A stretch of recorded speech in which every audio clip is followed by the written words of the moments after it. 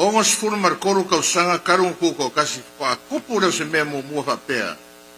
O wala ulia se pandemia, se kai kai le maro ko kuila mamua, kai le fongo, e whakau konga le pandemia le ofo mai, le fio mai le fionga le lauli al maria. O se mea mua leo kupu, tia se mes pakpaki ni kai aole.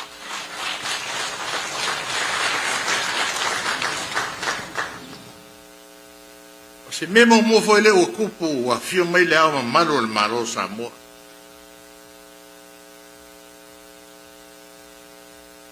Na fio an kama ai.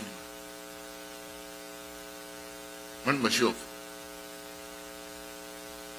Fio e la au ke le mari ko. Per ku.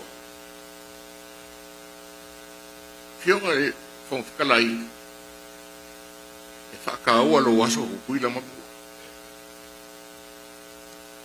Oi pula masui, oi pula mapuru si mai ma malo maro sama.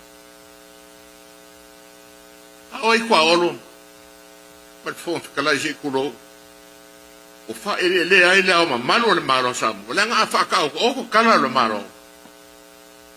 Fa pe ngai le ma malo le maro mal pa mi mal pres king America. Ayar ka yauri. Mai sawa ka u fa le alupo.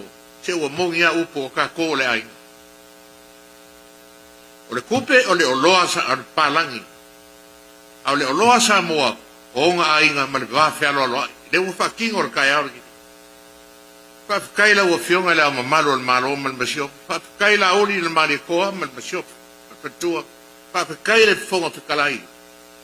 O koa mga ia le whakala ula ako kukuila ma mga.